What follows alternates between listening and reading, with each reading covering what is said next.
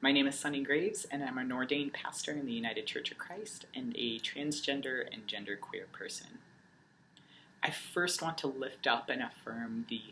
wonderful and powerful vulnerability of Bennett and his loved ones for being willing to capture and tell the wholeness of their stories, all the really life-giving and beautiful aspects, all the really painful and challenging things that come up on this journey as they understand what it means for Bennett to come out as transgender and to live in the fullness of their authentic selves. In the Christian tradition, I hold really deeply to our scripture, which says, "In God's image, God made them." And I see that as an affirmation that every single one of us, in all the diversity of our identities, in all the diversity of how we express ourselves, in all the beautiful ancestry that we're connected to,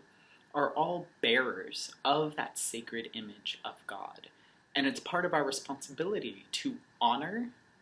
and to help all that diversity in our humanity thrive with safety and with dignity and with joy.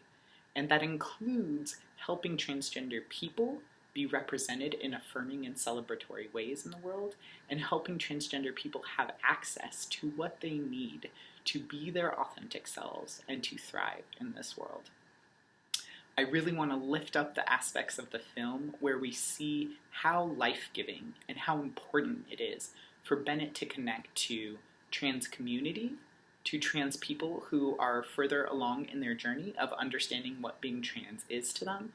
and to family and allies who are affirming and celebratory of their trans loved ones. We see him go from a lot of isolation, and his mother as well, a lot of isolation that produces a lot of shame, it produces a lot of pain, it produces a lot of mental and emotional and physical struggle, to blossoming among these transgender people that he's able to be connected to, being able to hear from others further along in their journey, what helped them or what supported them, or how their families could be empowered to support them as well. We see these beautiful moments like Joe playing music with Bennett, or talking about what happens when your body uses medical supports like hormones to transition, or even reflecting on having a deeper compassion for what Joe's parents went through when he first transitioned. And you can see it click in Bennett's face of what it might mean for him to take a step back, have compassion for what his mother is going through, but to also be able to have that compassion while standing in the power of asserting his authentic self and what he needs from his mother. I also love the moment where the two mothers of Bennett and his friend, who's also transgender, are talking to one another, and one mother says to the other, "You don't need to understand it. You don't even need to not struggle with it, because it's a change, and any change brings some challenge or some struggle in us as we adjust and adapt. But you do need to unconditionally love them." And I think that's an important teaching for faith communities, is we're not called to 100% understand each other, to 100% get it right the first time we go through changes together, but we all are called to embody that unconditional, powerful, extravagant love of God with one another, and understand what it means to be community in that way. And I think that could really, really help a lot of faith communities understand their role of supporting their transgender and gender diverse members with unconditional love, with connecting them to resources and community, and being a place where trans community can come to do what they need to do, to learn what they need to learn, to survive and thrive. Another thing that I want to lift up is we see the particularities of Bennett's journey through different privileges he has. That includes economic privilege. He has money and access to resources and a very financially stable family. White privilege, masculine and male privilege, as he sort of strives to embody his authentic self in the world in a way that really aligns with what we understand to be sort of a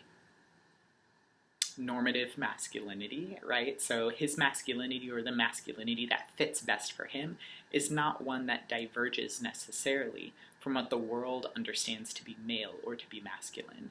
And then also, he is attracted to someone of the opposite gender. So often when he's dating, the world might see him as someone who is straight or someone who is heteronormative, even though he may not identify that way for himself. So those are different ways that perhaps he is privileged in the world in his journey as a trans person,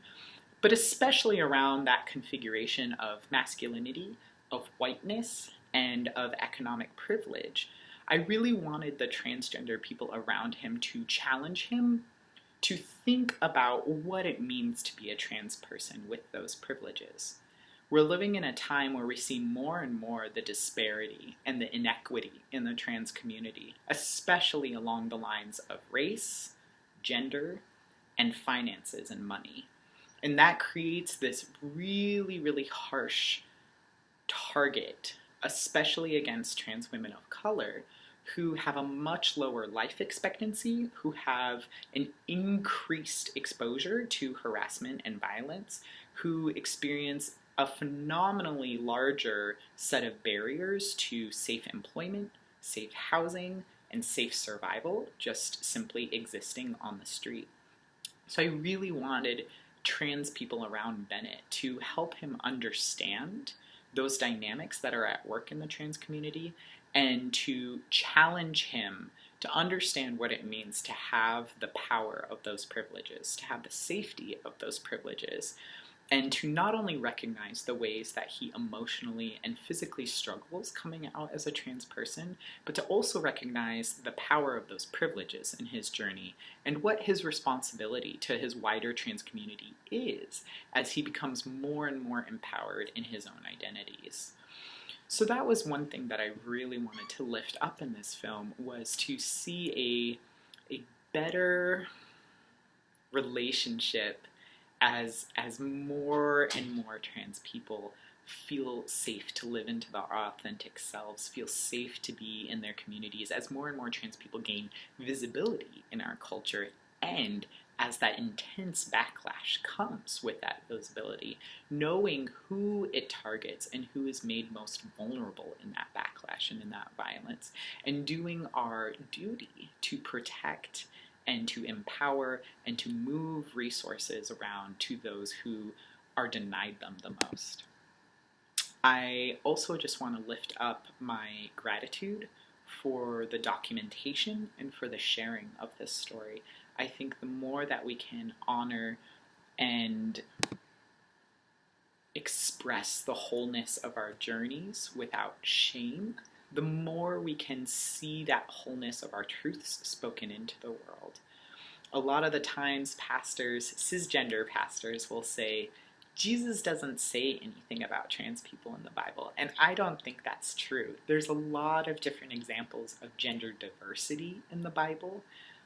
Usually those passages are used to condemn, but I actually see them as empowering passages, and then there's a whole other set of passages in Christian scripture that doesn't get paid attention to. And some of the